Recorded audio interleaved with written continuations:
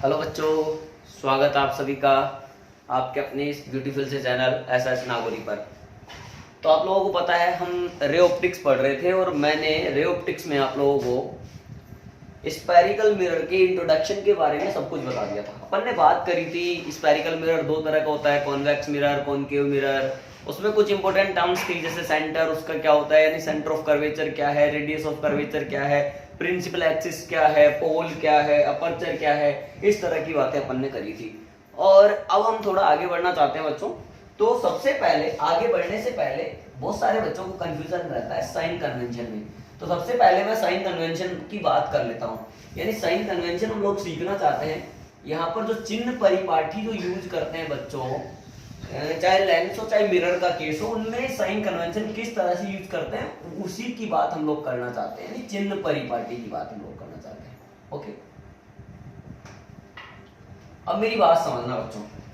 इसको अगर मैं कुछ सिंपल बात में समझाना चाहूं, देखो मैं पॉइंट लिख दूंगा आप लोगों को, जो आपको ऐसे कैसे नोटबुक में नोट कर लेने हैं। ठीक है, अगर इसको समझना चाहें तो क्वाड्रेंट सिस्टम की तरह समझो इसको।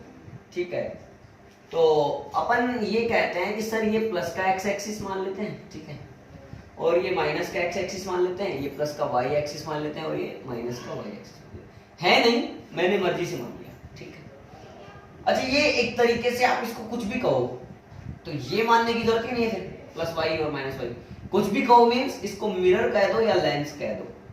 अभी मैंने मिरर कह दिया, अभी मिरर का केस चल रहा है, मैंने मिरर कह दिया। मान लीजिए यहाँ पर कोई ऑब्जेक्ट रखा हुआ है, इससे इंसिडेंट रे ऐसे आ रही है। अच्छा, दिस मिरर में बी बोलो कॉन्वेक्स और कॉनकेव, ये उत्तल भी हो सकता है और अवतल दर्पण भी हो सकता है। ये इंसिडेंट रे है, इसको इंसिडेंट रे कहा, आपतित किरण। ये इंसिडेंट रे है हमारा ना, इसको आपतित किरण कहा। ये अगर मिरर है तो इसको पोल कह सकता हूं। Geometrical centre point of mirror is known as pole. Okay, तो पहली बात समझना मेरी बात, अच्छा पहली बात मेरी समझना, और इस लाइन को मैं क्या कह सकता हूं, प्रिंसिपल एक्सिस कह सकता हूं। तो इसमें कुछ पॉइंट बताऊंगा, वो पॉइंट आप समझते चलना। Point number 1, all distances are measured from the pole। सारी दूरियां कहां से मापी जाती हैं बच्चों, पोल से ही मापी जाती हैं। यानी सभी दूरियां दर्पण के ध्रुव से मापी जाती हैं। पॉइंट नंबर 2, अब तुम लोगों को भी पता है अगर पोल से मापना है तो या तो मैं इधर जा सकता हूं, या मैं इधर जा सकता हूं, या प्रिंसिपल एक्सिस के ऊपर आ सकता हूं, या प्रिंसिपल एक्सिस के नीचे आ सकता हूं। यही पॉसिबिलिटी है। तो बात समझो। तो सर अब अगर आप इंसिडेंट रे की डायरेक्शन में चलेंगे तो डिस्टेंस रहेगी पॉजिटिव, और अगर इंसिडेंट रे के अपोजिट, देखो अपन ने इंसिडेंट रे यू माना है अभी, तो अगर इंसिडेंट रे की डायरेक्शन में जाएंगे तो according to this diagram distances are positive, और in opposite direction of incident ray distances are negative। then we can say that in the direction of, देखो मैं लिख रहा हूं second point, in the direction of incident ray, in the direction of incident ray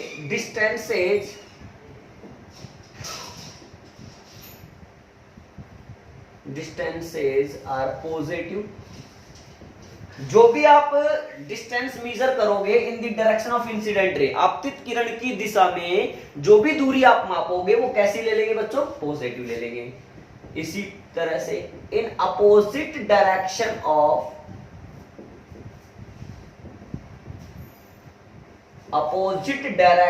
of incident ray distances are negative. अगर opposite direction में चलेंगे तो distances कैसी ले लेंगे बच्चों, नेगेटिव।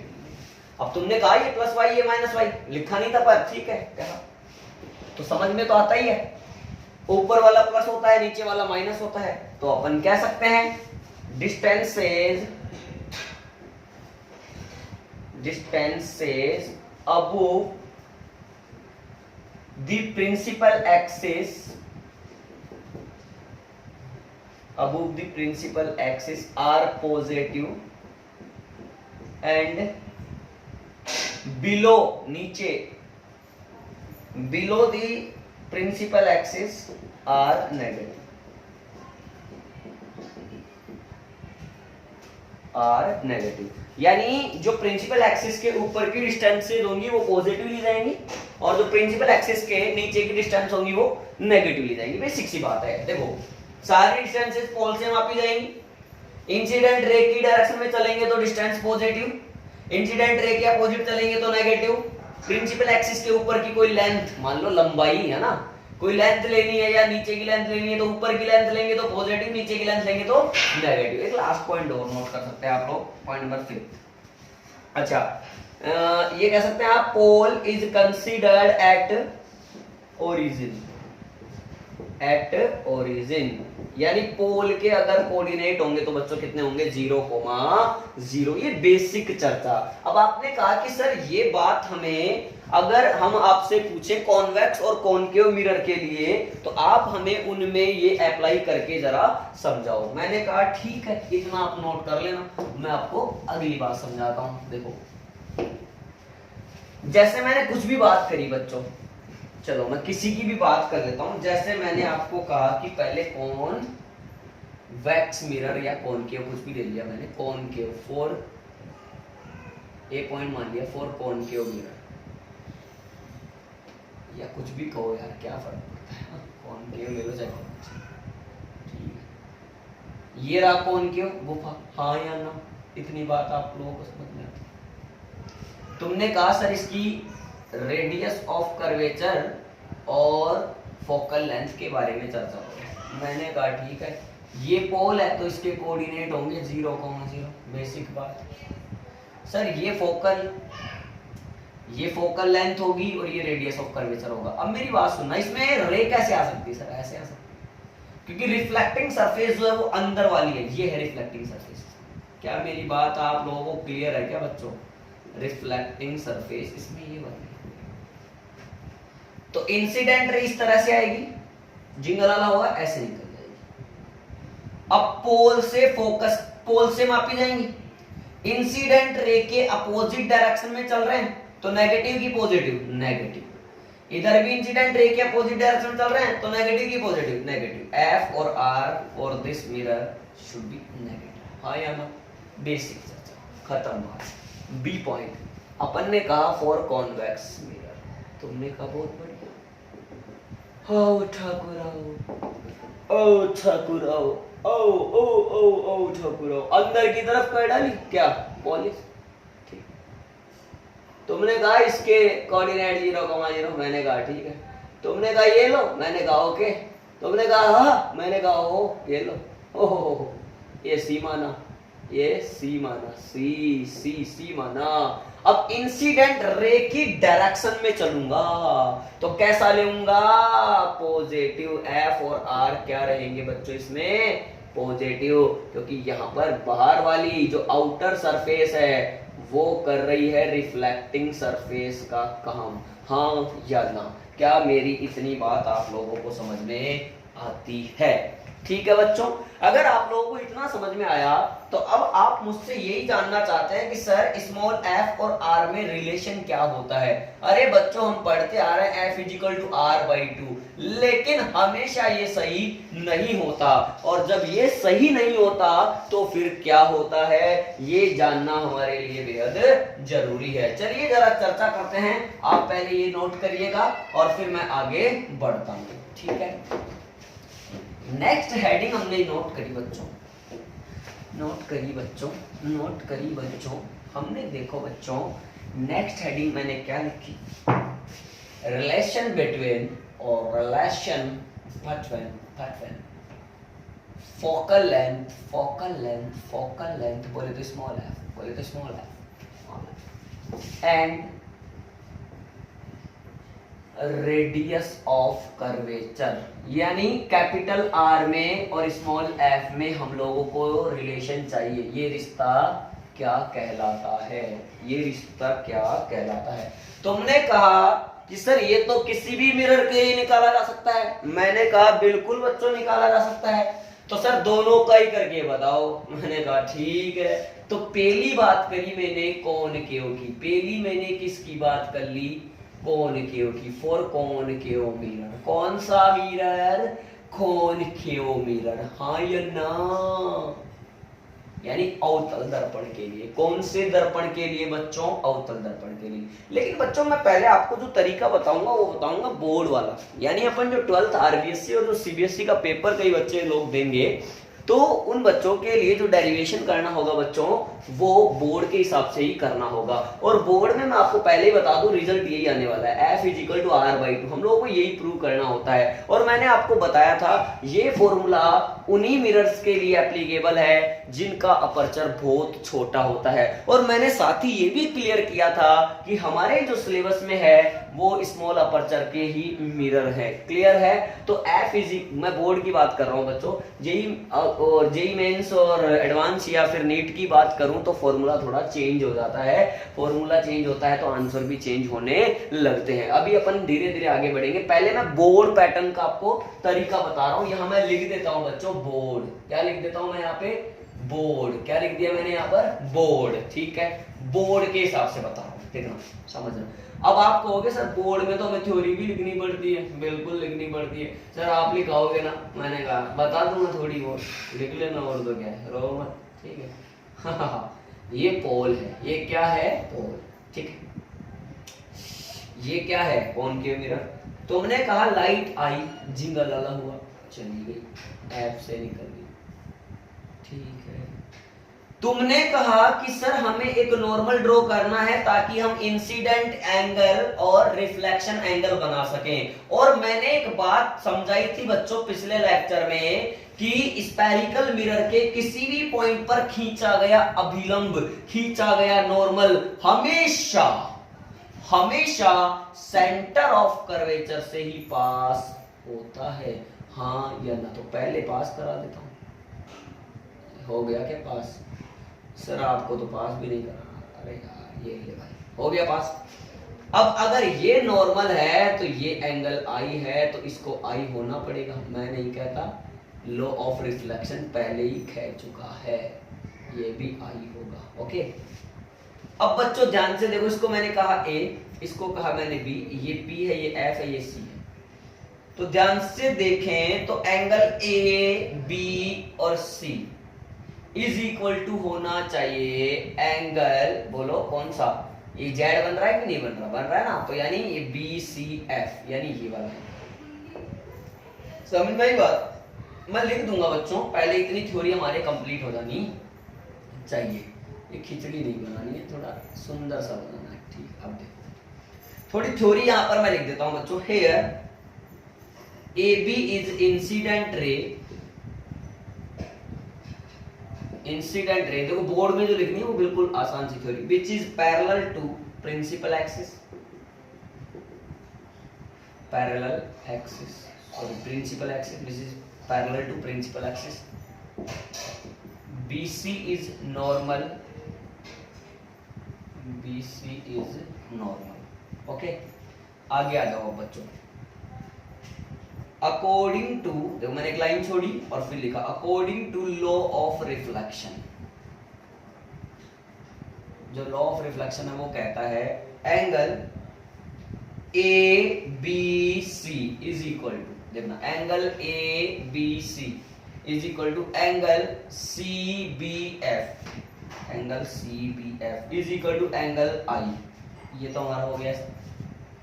अच्छा, उसके अलावा सर ये दोनों है अल्टरनेट एंगल। बिल्कुल बच्चों, तो मैं ये भी लिख देता हूं अल्टरनेट एंगल, यानी angle ABC is equal to angle कहां पे आएगा? BCF। Angle ABC is equal to angle BCF, angle BCF is equal to angle I। ये तो लॉ ऑफ रिफ्लेक्शन में हो गया, और ये हो गया alternate angle, alternate angle. Clear? अब आगे बढ़ते हैं। अब ध्यान से देखो, मेरे पास जो ट्राइंगल बना हुआ है, in triangle BCF, in triangle BCF, इस ट्राइंगल में आप ध्यान से देख पा रहे हैं क्या हो रहा है बच्चों? ये दोनों एंगल बराबर हैं। इन दोनों के नाम मैं दोबारा लिख रहा हूं, ध्यान से देखना। बोर्ड का तरीका बता रहा हूं purely. Angle B C F is equal to angle C B F is equal to angle I. ठीक है, अब किसी भी ट्राइंगल में अगर ये आमने सामने के दो एंगल सेम होते हैं तो फिर मैं नहीं कहता, मैथ कहती है ये दोनों साइड भी आपस में सेम होनी चाहिए। Then we can say that B F is equal to F C. B F किसके बराबर होनी चाहिए बच्चों? F C. पेप्सी नहीं, एफ सी। ओके, अब ध्यान से देखो, तुमने कहा कि सर हमारे बोर्ड सिलेबस में जो मिरर है वो वेरी स्मॉल अपर्चर के हैं, तो अगर यहां पर ये बहुत छोटा है, देखो देखो इतना सा इतना सा इतना सा इतना सा, तो ये बी पॉइंट यहाँ पी पॉइंट के पास में ही होगा, हाँ या ना? अरे यार, ये बी पॉइंट पी पॉइंट के पास में होगा। देखना, since aperture of concave mirror is very small, then point B is considered near to point P। अगर इस पॉइंट B को पॉइंट P के नजदीक माना जाए तो B से F तक की दूरी बराबर होनी चाहिए P से F तक की दूरी, तो BF is equal to PF। अब इक्वेशन 1 में BF को उठाकर क्या पटक दो बच्चों? PF। उठा के पटकना हमें अच्छे से आता है, सिखाया है मैंने आपको फ्रॉम इक्वेशन 1 एंड 2, हाँ या ना? उठा के पटका, मजा बहुत आया। PF is equal to FC। Okay, अब P से लेकर के F फोकल लेंथ वो तो चाहिए, तो पेप्सी मतलब बोले तो FC को बदल डालो। FC क्या होगा? कोई डिस्टेंस ही नहीं है, पोल से ले लो PC, PC, PC, PC में से कम कर डालो PF। PF is equal to PC minus PF। इस PF को इधर ले डाला तो 2PF is equal to PC by sign convention. Sign convention जरूर लगाएं बच्चों, साइन कन्वेंशन। देखना, P से F इंसिडेंट रे के अपोजिट डायरेक्शन में, तो minus 2 of minus F is equal to minus का R।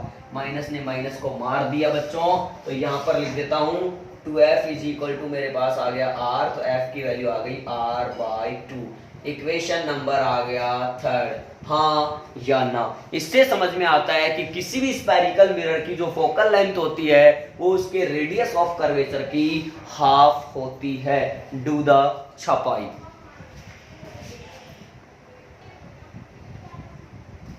आया बच्चों समझ में? अब नेक्स्ट तुमने कहा कि सर बोर्ड लेवल पर ही कॉन्वेक्स मिरर का बताओ, यानी बी पॉइंट। मैंने कहा ठीक है बच्चों, इसमें कौन सी बड़ी बात है, मैंने इसमें ही बदल डाला, लेकिन तुम्हें कॉपी में इसको अलग से बनाना पड़ेगा, है ना बच्चों? सेकंड हेडिंग डला करके। तो मैंने कहा कि तुम क्या हो? कॉन्वेक्स हो। तुम क्या हो? कॉन्वेक्स हो। इसने कहा ठीक है मैं कॉन्वेक्स हूँ। मैंने कहा ये ले, इसने कहा ठीक है, मैंने कहा ये ले। समझ में आता है ना? ये क्या है? नॉर्मल है। ये A पॉइंट, ये B पॉइंट पहले की तरह, और ये C पॉइंट, और यहाँ पर कहीं पर F पॉइंट, हाँ या ना? इसको पूरा मिला दूं, ऐसे रहेंगे तो पूरा बन जाएगा। ये I है, अब ये I है तो करस्पॉन्डिंग एंगल ये भी I होगा, ये I है तो ये वर्टिकल अपोजिट से I होगा। ओ my God, in triangle BFC दोनों आमने सामने के एंगल सेम है, तो BF किसके बराबर होगा? FC के। बोले तो पेप्सी मतलब FC के। लाइनें सेम, इंसिडेंट AB है, पैरेलल भी है, BC नॉर्मल है, बिल्कुल है। अकॉर्डिंग टू, ये N लिख लेते हैं, तो BC इज नॉर्मल या N इज नॉर्मल, यहाँ पर N लिख लेते हैं, है ना? According to law of reflection.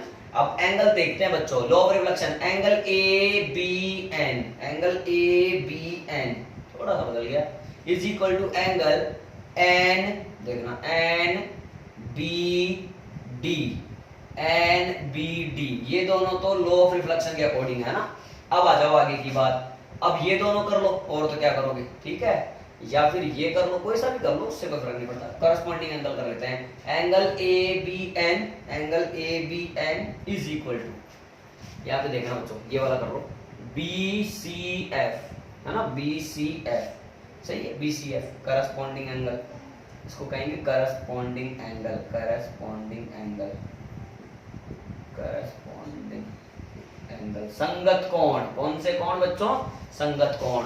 फिर आ जाओ इधर, एंगल एन बी और डी, इसको मैं डी मान रखा हूं बच्चों, ये पॉइंट है ना, ये जो रेज आ रही है इसको डी मान रखा हूं। एंगल, अच्छा ये तो रहने दो आप, एक बार एक स्टेप याद आएगी। एंगल बोलना बच्चों N B D is equal to angle C B F, angle C B F is equal to angle I, ये हो जाएंगे आपके vertical opposite, vertical opposite. Clear? अब आ जाएगा आपका in triangle B C F, वापस से ध्यान से देखो वही ट्राइंगल है तो एंगल कौन कौन से होंगे, C B F, C B F सही है, C B F, C B F बिल्कुल सही, एफ सी बी बिल्कुल सही, एफ सी बी या B C F, B C F, B C F सही। अच्छा वापस से वही कहेंगे B F is equal to क्या बच्चों, एफ सी। तो बी एफ अगर एफ सी के बराबर होगा तो वही ये मानेंगे कि बी जो है वो पी के नजदीक होगा, बी एफ को पी एफ कह देंगे और पी एफ को is equal to F C कर देंगे। वापस से वही P F is equal to P C minus P F कहेंगे आप, ये two P F sign convention use करेंगे, यहाँ पर ये प्लस का आएगा अब की बार और ये भी प्लस का आएगा, लेकिन रिलेशन में कोई चेंज नहीं आएगा। कुल मिलाकर हमारे पास जो रिजल्ट आया है वो यही कहता है कि किसी भी स्फेरिकल मिरर के लिए जो फोकल लेंथ होता है, focal length is equal to the half of radius of curvature of that particular spherical mirror. Do the छपाई। ओके बच्चों, तो आया बच्चों समझ में? अभी मैंने आपको ए और बी पॉइंट में जो कॉन्वेक्स और कॉनकेव मिरर की डेरिवेशन करके दिए हैं, दोनों में रिजल्ट सेम निकाला है। ये सारी जो मैंने डेरिवेशन दोनों निकाले हैं बच्चों, ये बोर्ड लेवल के डेरिवेशन है और बोर्ड में हमारा जो रिजल्ट प्रूव करना होता है वो यही प्रूव करना होता है, F is equal to R by two. Clear? अच्छा, लेकिन मैं बात करूं बच्चों, अब आपने कहा था सर कि ये फॉर्मूला हमेशा सही नहीं होता है। बिल्कुल बच्चों, ये फॉर्मूला हमेशा सही नहीं होता है, ये केवल स्मॉल अपर्चर वाले मिरर के लिए ही एप्लीकेबल है।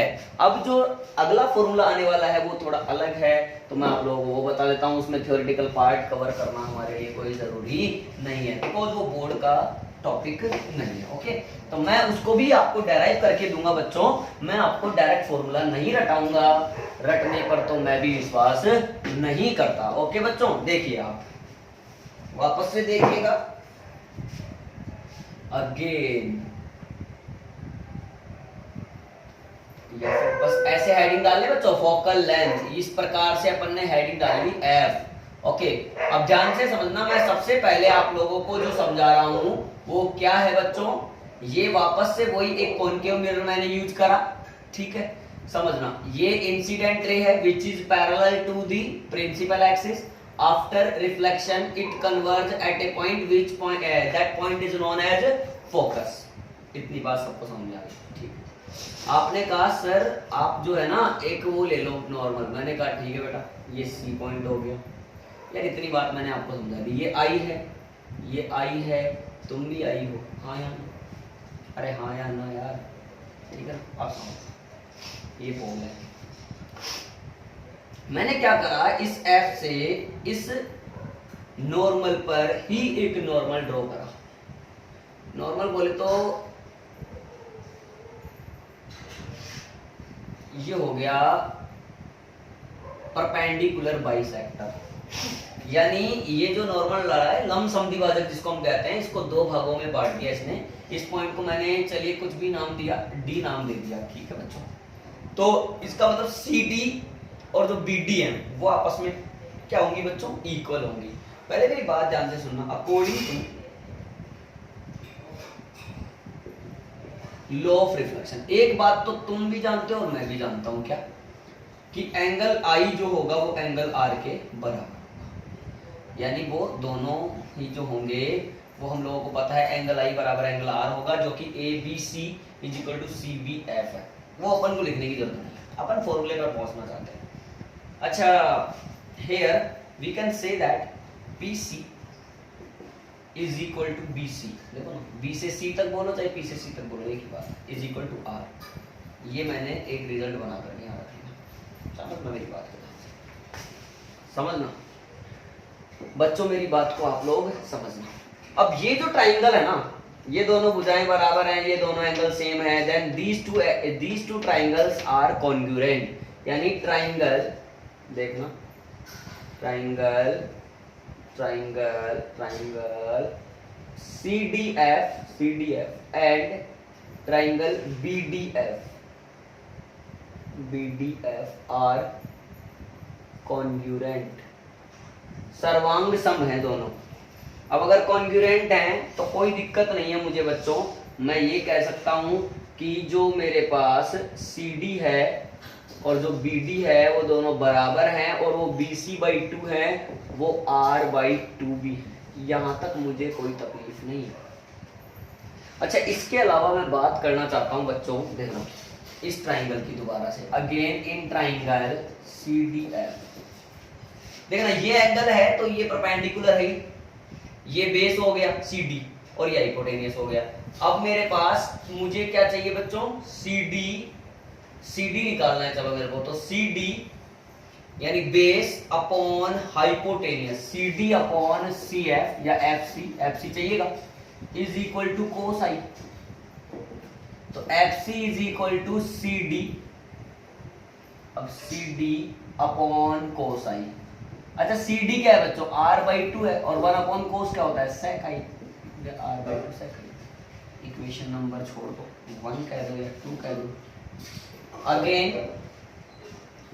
फोकल लेंथ, अब फोकल लेंथ ही लिखते हैं सीधे, आ जाओ, PF इज इक्वल टू क्या होगा, PF is equal to PC minus Pepsi, मतलब FC, PC माइनस PF कर डालो, तो PF is equal to R minus PC का मतलब R है, और यहाँ पर R/2 sec i, PC minus PF, एक सेकेंड, PF बराबर PC माइनस FC, यहाँ पर आएगा बच्चों FC, गलती से मिस्टेक हो गई, तो PC को लिखा R माइनस R/2 सेक आई। क्या मेरी बात आप लोगों को क्लियर है क्या बच्चों? अगर मेरी बात आप लोगों को समझ में आती है तो मैं इस फॉर्मूले को आगे बढ़ाना चाहता हूँ। यहाँ से मैंने R/2 कॉमन लिया, अब जब मैं R/2 कॉमन लूंगा बच्चों तो यहाँ 1/2 का डिवाइड लगेगा तो 2 पर आ जाएगा, 2 माइनस सेक आई। क्या हमारे पास यही फॉर्मूला बन जाएगा, हाँ या ना? Equation number 3। इसमें तुमने कहा सर केस बना डालो, मैंने कहा ठीक है। फॉर पैरेक्सियल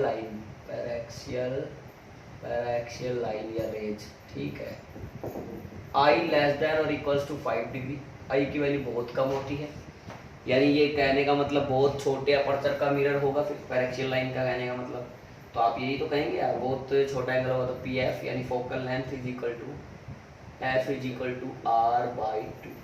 इस PF को बच्चों थोड़ा और बदल लो आगे, आप PF को आप F कह दो, तो F is equal to R/2 2 minus sec I, इसको कह दो अब आप इक्वेशन नंबर 3 जो कहना चाहो। इसी प्रकार अगर मैं फॉर मार्जिनल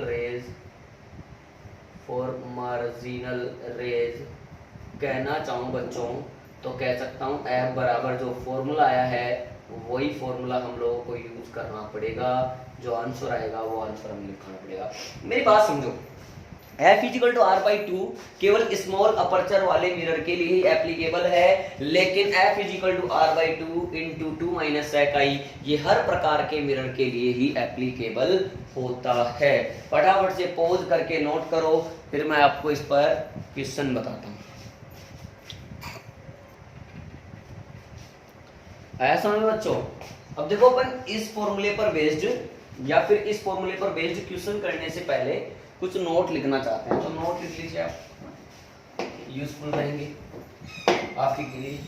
तो देखो, मैं नोट में आपको पॉइंट बता देता हूँ, छोटे मोटे पॉइंट है, आप नोट कर लीजिएगा, मैं साथ के साथ बोल भी रहा हूँ और लिख भी रहा हूँ, ठीक है? नोट में नोट नंबर 1, ठीक है बच्चों? नोट नंबर 1 जो है, focal length of spherical mirror, focal length मैं लिख देता हूं बच्चों, of spherical mirror is independent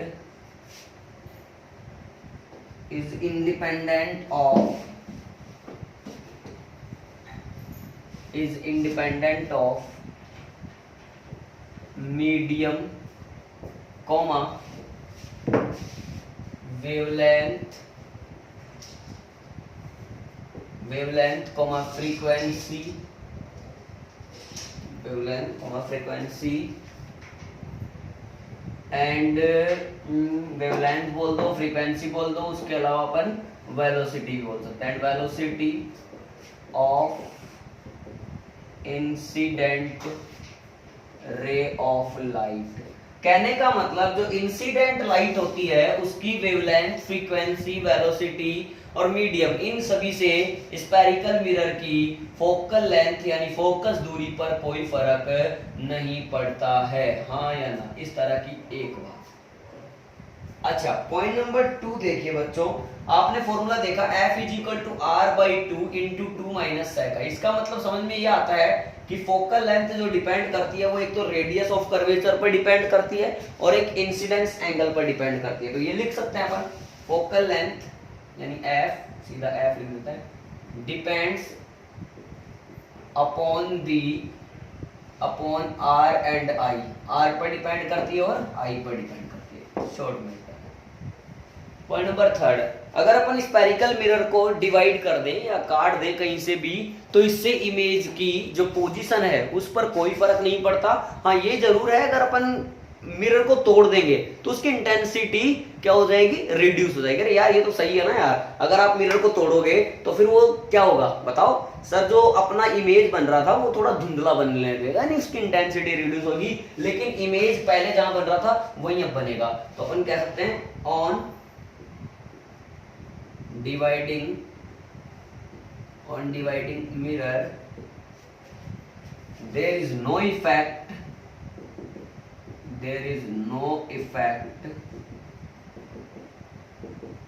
on the position of image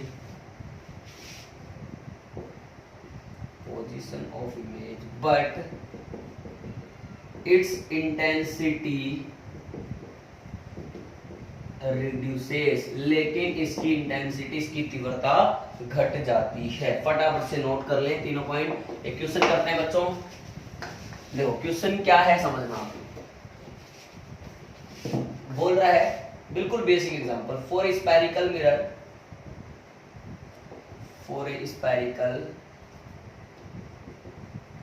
mirror radius of curvature यानी R दे रखा है आपको 10 सेंटीमीटर। पहला प्रश्न है when I is equal to 2 degree, और सेकंड प्रश्न है when I is equal to 60 degree, then find F बताना है। ओ माय गॉड, पहले केस में देखो I बराबर 2 डिग्री है which is less than 5 degree, आया ना, तो फॉर्मूला लग जाएगा F is equal to R by 2। मैंने कहा था ना स्मॉल अपर्चर आते ही सीधा चिपका देना, 10/2 यानी कितना आ गया 5 सेंटीमीटर। बेसिक चर्चा। Second point, I is equal to 60 degree which is very greater than 5 degree, आया ना, तो इसका मतलब फॉर्मूला लगेगा F बराबर R by 2 minus sec I, लगा डाला। R बाई 2 बोले तो 10/2, 2 माइनस सेक 60, cos 60 की वैल्यू 1/2 होती है, तो ये हो गया 2। ओहो, F इज इक्वल टू 10/2 यानी 5, 2 माइनस 2 यानी F की वैल्यू आ गई 5 इंटू 0, F की वैल्यू आ गई मेरे पास में 0। ओहो, इसका मतलब तो बहुत बढ़िया काम हो गया सर। इसका मतलब अगर मैं ये मानूं, कॉनकेव मिरर मानूं, और ये कहूं कि 60 डिग्री के एंगल पर लाइट रे इंसिडेंस एंगल पर इंसिडेंट हुआ है, तो अब फोकल लेंथ कुछ है ही नहीं। अब फोकल लेंथ क्या होती है, पोल से भाई आफ्टर रिफ्लेक्शन, ये पॉइंट जहां से मतलब ये लाइट रे जहां से गुजरती है उन दोनों पॉइंट के बीच की दूरी तो क्या होती है, फोकल लेंथ। अब ये फोकल लेंथ ही अगर 0 है, फोकस दूरी 0 है, तो इसका मतलब लाइट रे कहां से गुजर गई सर, पोल से ही गुजर गई फिर तो, हाँ या ना। अरे यार अच्छा बनाएंगे।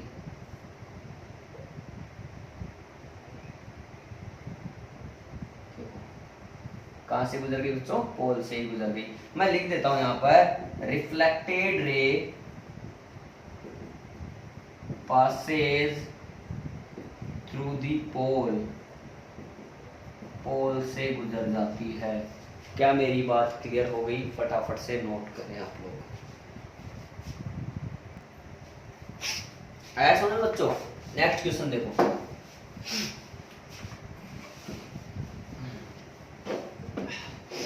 नेक्स्ट क्वेश्चन जो लिख रहा हूँ पॉज करके आप लोग ट्राई करना, पॉज करके आप लोग ट्राई करना। दिया है कि ये आपके पास कोई एक कॉनकेव मिरर है,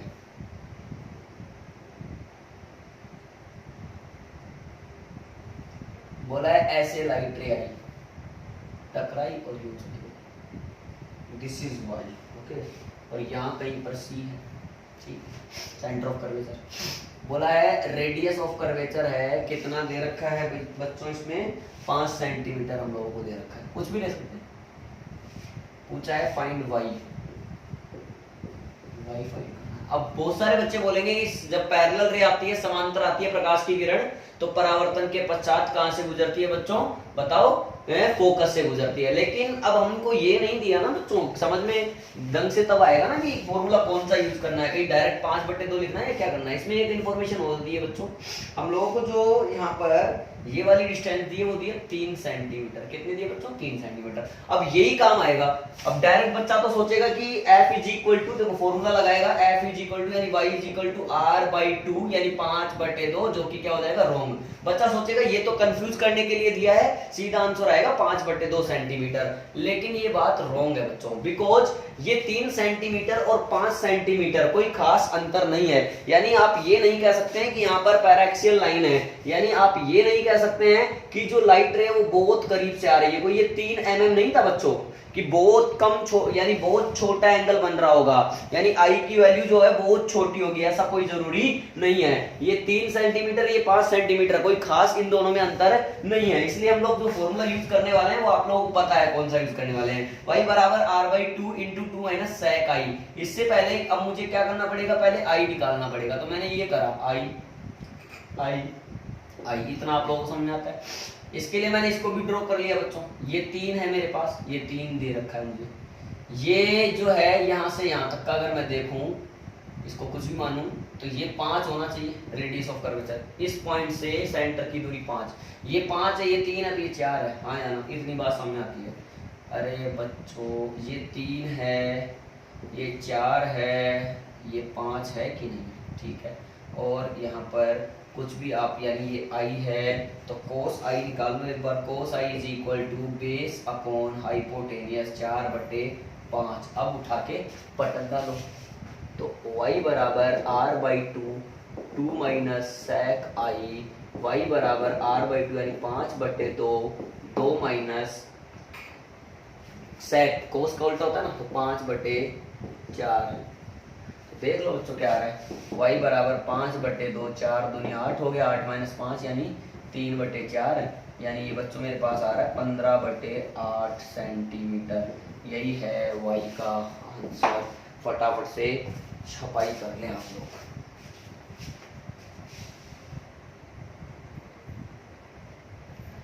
ठीक है बच्चों, आया समझ में आज का। अब नेक्स्ट वीडियो में हम लोग जो है कॉन्वेक्स और कॉनकेव के यूज क्या होते हैं, इन मिरर्स के यूज क्या होते हैं ये देखने वाले हैं। फोकल प्लेन क्या होता है, यानी फोकस तल क्या होता है वो देखने वाले हैं, और फिर स्टार्ट कर देंगे सीधा मिरर फॉर्मूला। तब तक के लिए आप लोग पढ़ते रहिए। Thank you.